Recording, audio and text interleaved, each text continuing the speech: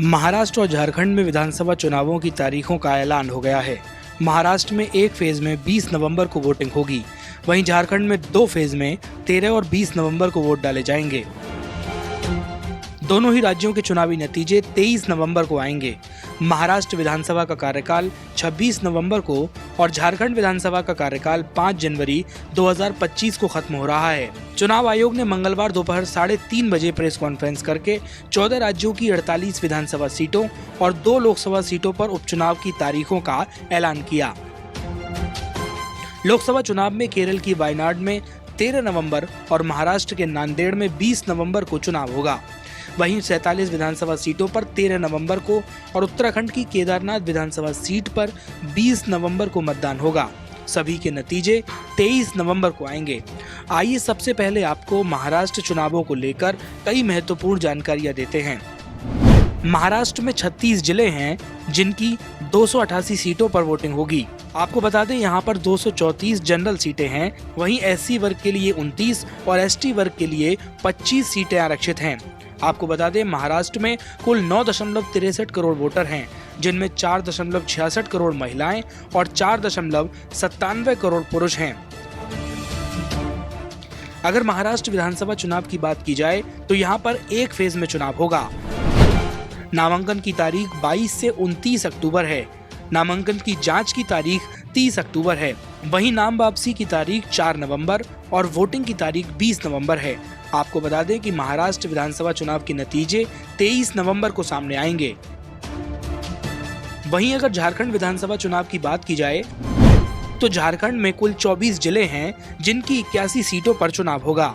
यहाँ पर 44 सामान्य सीटें हैं, 9 एससी वर्ग के लिए आरक्षित सीटें हैं, वहीं एसटी वर्ग के लिए 28 सीटें आरक्षित हैं। आपको बता दें झारखंड में 2.6 करोड़ वोटर्स हैं, जिनमें 1.29 करोड़ महिलाएं और 1.31 करोड़ पुरुष हैं।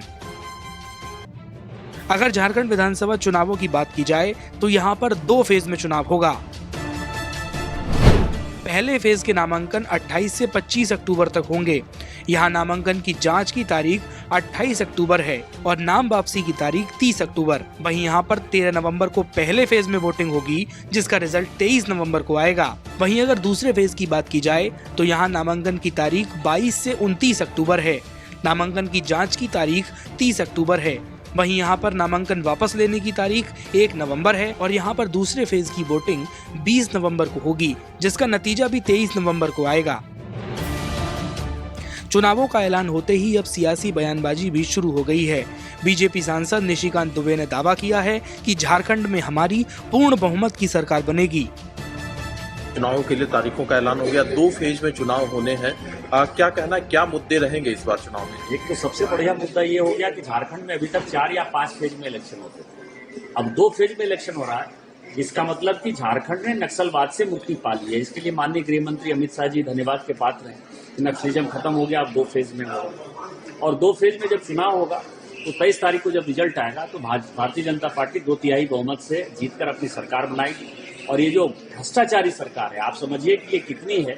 आज ही एक 7-8 दिन पहले रांची का डीसी अपॉइंट किया था मंजुनाथ गजंत्री, और आज जो है 7 दिन के बाद खुद ही सरकार ने हटा दिया। तो आप इसी से समझ सकते हैं कि ये कितनी गैर संवैधानिक, असंवैधानिक और भ्रष्टाचारी सरकार है, जो कि 7 दिन के अंदर जो है इस तरह के ट्रांसफर पोस्टिंग भ्रष्टाचार करके अंजाम देती है। जनता इसको समझती है बखूबी और उनकी हार होनी चाहिए। सर, एक मुद्दा जो झारखंड में रहा है, जिसको कि आप भी रेज करते रहे हैं, डेमोग्राफिक चेंज का, वो कितना बड़ा इशू है? वो बहुत बड़ा इशू है। आदिवासियों का पॉपुलेशन 45% से जो 1951 में था, आज वो 27-28% पर है और जब अगली जनगणना होगी तो मुझे लगता है कि 22-23% पर आ गया है। मुसलमानों का पॉपुलेशन जो 4% था वो 15% पर हो गया है। शायद वो 2%-3% और बढ़ जाएगा। पूरे देश में मुसलमान 4% बढ़े हैं। हमारे यहाँ मुसलमान जो है वो आप समझिए कि 15-16% के हिसाब से बढ़े हैं। ये सारे बांग्लादेशी घुसपैठिए हैं, बांग्लादेशी मुसलमान हैं। उनको भगाएंगे, एनआरसी लागू करेंगे और आदिवासियों की जो जमीन मुसलमानों ने ले ली है उसको वापस आदिवासी। एनडीए में सीट शेयरिंग का फॉर्मूला जल्दी ही तय हो जाएगा, क्या ये उम्मीद की जा सकती है? ऑलरेडी तय हो गया है। एनडीए बहुत पुराना गठबंधन है। हम लोग 1995-96 से एक साथ चुनाव लड़े। वहीं उद्धव ठाकरे की शिवसेना के नेता अरविंद सावंत का कहना है कि राज्य में लगातार बेरोजगारी बढ़ रही है, इसीलिए अब महाराष्ट्र में हमारी सरकार बनेगी। और महाराष्ट्र में एक चरण है, क्यों?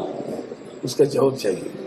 फिर भी हम उससे मतलब जो आया इस तारीख को लड़ेंगे, उस पर क्या है। महाविकास आघाड़ी करके हम जैसे लोकसभा के चुनाव लड़े उसी तरह से महाराष्ट्र के चुनाव लड़ेंगे और जीतेंगे।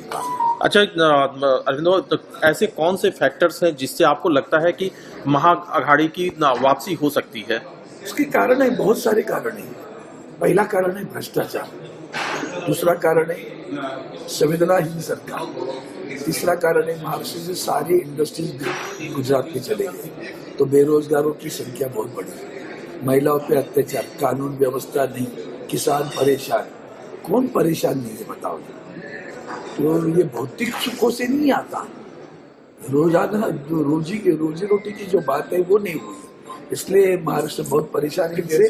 और महाराष्ट्र में महाविकास आघाड़ी की सरकार मजबूती से आई। लेकिन महायुति के जो नेता है वो कह रहे हैं कि मराठा अस्मिता की अगर बात अगर रियल कोई कर रहा है तो हम कर रहे हैं। उन्होंने किया, उन्होंने तो खेलते रहे उनके साथ में। चुहा बिल्ली का खेल है ना, वैसे बेचारे मराठों के साथ खेलते रहे, जबकि पता था कि 50% आरक्षण पूरा हुआ है, दे नहीं सकते। सच बोलने की तो हिम्मत नहीं, झूठे है ही, पैदाइशी झूठे लोग हैं। तो क्या सच्चाई बोलेंगे, क्या सच बोलने की हिम्मत नहीं रखी है? केंद्र सरकार की बात थी। और आप अगर देखना चाहते हो उसकी सच्चाई तो यही अरविंद सावंत है जो आदरणीय उद्धव जी ठाकरे साहब के महाराष्ट्र में यहाँ लोकसभा में पिछले 10 वर्ष से यही बात करता रहा कि भाई वो आरक्षण की मर्यादा को आप खुला कर दो, ताकि जो भी बचे हुए आरक्षण में मराठा हो, धनगर हो, ओबीसी हो, गोवारी हो, आदिवासी हो, वो सभी को आरक्षण दे पाएंगे। 15% 20% बढ़ा दो, ताकि फिर बाकी जो आरक्षण जिनको आरक्षण मिला है वो परेशान न हो। वो ओबीसी के लोग जो परेशान लगते हैं, उनको लगता है हमारे यहाँ घुसना, तो ये परेशानी भी उनकी भी नहीं रहेगी, बाकी लोगों को भी लेगा। तो वो बिना करते उनको खेलते खिलाते। भाई प्रधानमंत्री चुप कर बैठे, कभी देखा आपने इस आरक्षण में एक शब्द बोला उन्होंने? समझ जाओ उससे क्या है। तो उनसे क्या खेलते रहते। अब वो समझ गए कि इन्होंने किस तरह से हमको हमारे साथ राजनीति खेलते हैं। सबसे बड़ा चुनाव वही तो बोला ना, अभी सारे मुद्दे होते हैं, वही तो सबसे बड़े मुद्दे। महाराष्ट्र का स्वाभिमान नहीं, महाराष्ट्र लाचार हुआ और महाराष्ट्र भ्रष्टाचार, कानून व्यवस्था नहीं। जहाँ छत्रपति शिवाजी महाराज का नाम लेते वही बालिकाओं पे अत्याचार होता है, वो महाराष्ट्र नहीं है भारत। हम उसे दोबारा वही स्वाभिमान वाला महाराष्ट्र निर्माण करें। संजय राउत ने चुनावों के ऐलान के बाद बीजेपी पर जमकर हमला बोला। संजय ने कहा कि अब राज्य में पुलिस का दुरुपयोग होगा। मोदी जी उस वक्त विदेश में नहीं है तो सिंगल फेस में कर लिया। महाराष्ट्र बड़ा स्टेट है, 288 विधानसभा क्षेत्र है और इंतज़ार था कब डेट करेंगे या चुनाव करेंगे, चुनाव नहीं करेंगे, कुछ भी कर सकते हैं। तो चुनाव की घोषणा हुई है तो अभी हम सब लोग तैयारी में लगे हैं। हम चुनाव आयोग से इतनी अपेक्षा करते हैं कि आप इस राज्य का चुनाव हरियाणा जैसा मत करिए। हरियाणा में जो हुआ है पूरी देश की जनता देख रही है, चाहे ईवीएम हो, चाहे पोस्टल बैलेट हो, चाहे जो सत्ताधारी पार्टी की जो सब सामने आई है बातें। महाराष्ट्र में ज़्यादा हो रहा है, पैसों का खेल चलेगा, पुलिस का और यंत्रणा का भी मिसयूज होगा। तो ये सब चुनाव आयोग अपने आप को अगर निष्पक्ष मानती है, अपने आप को मानती है, हम नहीं मानते, तो आपको ये करना पड़ेगा। 20 तारीख को वोटिंग और 23 तारीख को काउंटिंग, और आज चुनाव आयोग ने यह भी कहा कि ईवीएम फुल प्रूफ है और आपको ईवीएम पर संदेह है। ईवीएम फुल प्रूफ नहीं है। हम लोकसभा में कोई इस बारे में आक्षेप नहीं लिया था, चुनाव होने दिया, लेकिन हरियाणा के बाद फिर एक बार ईवीएम के बारे में लोगों के मन में शंका पैदा हो गई है। जो मुद्दे कांग्रेस पार्टी ने हरियाणा के बारे में सामने लाए हैं उसके ऊपर चुनाव आयोग अपना खुलासा नहीं दे पा रही है। एक सवाल सर, और जाहिर तौर पे चूंकि आप लोग का महाविकास आघाड़ी, क्या लगता है कि चुनाव में जो परफॉर्मेंस लोकसभा में आप लोग का रहा है वो विधानसभा में रिपीट होगा? उससे ज़्यादा अच्छा रहेगा महाराष्ट्र में, क्योंकि महाराष्ट्र में किसी भी हालत में सरकार बदलेगी। ये जो अनकॉन्स्टिट्यूशनल सरकार जो बनी है, मोदी, अमित शाह और सुप्रीम कोर्ट के समर्थन से जनता उसको खत्म कर देगी। लेकिन जिस तरह से दो राज्यों में, झारखंड में और महाराष्ट्र में, क्या जो इंडिया ब्लॉक है मिलजुल के कोई समस्या नहीं है। महाराष्ट्र में महाविकास आघाड़ी इंडिया ब्लॉक है। कांग्रेस, राष्ट्रवादी कांग्रेस, शिवसेना, 3 पार्टी जैसे लोकसभा में चुनाव लड़े वैसे विधानसभा में एक साथ चुनाव लड़ेंगे। एक आखिरी सवाल सर, आपकी पार्टी कितने सीटों पर विधानसभा का चुनाव है? देखिए, ये आंकड़ों का खेल नहीं है, जीतने का खेल है। जो कोई भी अगर कोई सीट जीतता है तो सीट उसको मिलेगी। मुझे 200 लड़ना है, मुझे 50 लड़ना है, ये नहीं। जो जीतेगा उसकी सीट है। तो जीतता है आप? डेफिनेटली हम जीतेंगे, हम लड़ेंगे, जीतेंगे। और वहीं इन चुनावों का ऐलान करते हुए मुख्य चुनाव आयुक्त राजीव कुमार ने एग्जिट पोल को लेकर भी बड़ी बात कही। Exit polls.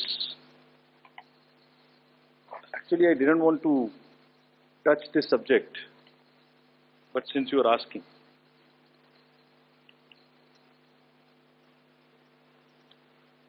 एग्जिट पोल्स के आने की वजह से, एग्जिट पोल्स के एक एक्सपेक्टेशन सेट करने की वजह से एक बहुत बड़ा, लेट मी एक्सप्लेन, एक बहुत बड़ा डिस्टॉर्शन पैदा हो रहा है। ये आप सब लोग यहाँ हैं, ये एक आत्मचिंतन का और आत्ममंथन का भी विषय है प्रेस के लिए, खासतौर से इलेक्ट्रॉनिक मीडिया के लिए।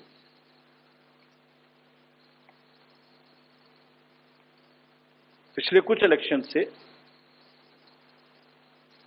2-3 चीजें एक साथ हो रही हैं, अगर हम उसको पूरे कैनवस को एक साथ देखें तो, और ये सबके लिए समझना जरूरी है। पहले एक एग्जिट पोल आता है जिसकी हम उसको गवर्न नहीं करते, जो एस्टेब्लिश्ड रिजीम है, स्टैट्यूटरी एंड जुडिशियल रिजीम, उसमें हम उसको गवर्न नहीं करते। लेकिन एक खुद के आत्मचिंतन की जरूरत जरूर है कि वो उसका सैंपल साइज क्या था, उसका सर्वे कहाँ हुआ, उसका रिजल्ट कैसे आया। अगर मैं उस रिजल्ट से मैच नहीं किया तो मेरी क्या रिस्पॉन्सिबिलिटी है, कहीं कोई डिस्क्लोजर्स हैं कि नहीं है, ये सब देखने की जरूरत है बहुत सख्त। there are bodies which govern this, there is NBSA, there are other bodies which self-regulate, and I am sure the time has come that the associations, bodies which govern will do some self-regulation, because इसी से जुड़ा हुआ दूसरा विषय है जो कि बहुत ही इंपॉर्टेंट है। जिस दिन पोलिंग खत्म हुई उससे रफली 3rd डे काउंटिंग होती है, तो आज शाम को 6 बजे से एक एक्सपेक्टेशन राइज हुई। सबने सोचा ये होने वाला है, जिसका कोई साइंटिफिक आधार, जिसका कोई लीक पब्लिक में डिस्क्लोजर में नहीं है। जब काउंटिंग का समय शुरू होता है तो 8:05 और 10 मिनट से रिजल्ट्स आने शुरू हो जाते हैं, विच इज नॉनसेंस। आप बताइए, मेरी पहली काउंटिंग 8:30 बजे शुरू होती है और हमारे पास प्रमाण है इस बार कि 8:05, 8:10, 8:15 पर आने लगा इतने की लीड, इतने की लीड, इतने की लीड, इतने की लीड। ऐसा तो नहीं है, I am just posing question, we are not gone into this, but ऐसा तो नहीं है कि एग्जिट पोल को जस्टिफाई करने के लिए वो शुरू में ट्रेंड्स आ गए कि हमने तो ऐसा कहा था, वैसे ही ट्रेंड हो रहा है, बाद में जो होगा वो होगा। और अचानक से पहला रिजल्ट एक राउंड का 8:30 बजे जब काउंटिंग शुरू हो रही है तो 9 बजने में 10 मिनट, 9 बजने में 5 मिनट से पहले 20 मिनट भी लगेंगे एक राउंड में, तो आ ही नहीं सकता। और हम उसको 9:30 बजे वेबसाइट पे डालते हैं, 9:31 पे एग्जैक्टली, कभी भी देख लीजिए एक के बाद एक।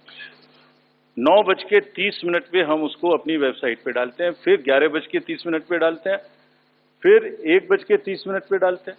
चलिए, आपके कोई कॉरेस्पॉन्डेंट वहां मौजूद थे, उन्होंने पहले बता दिया। प्रोसेस काउंटिंग में रिजल्ट को स्क्रीन पे दिखाना पड़ता है, एजेंट के साइन लेने पड़ते हैं, ऑब्जर्वर से जस्टिफाई कराना पड़ता है, तो ऑफिशियल साइट पे आने में आधा घंटा लग सकता है। लेकिन 9 बजे से 9 बजने में 10 मिनट से पहले कैसे आते हैं?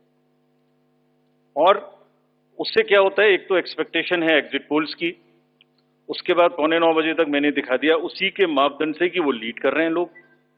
तो वास्तविक रूप से जब वो एक्चुअल रिजल्ट्स आने शुरू होते हैं तो एक मिसमैच होता है, and that mismatch is also giving this can lead to serious issues sometimes.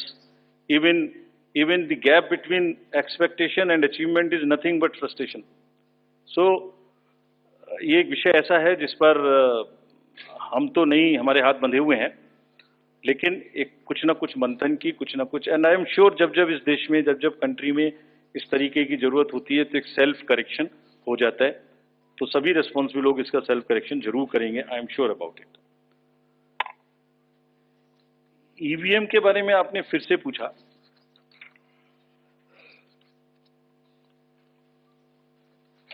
बहुत बार मैं बता चुका हूं आपको, थोड़ा समय लगेगा तो फिर से बता देता हूं।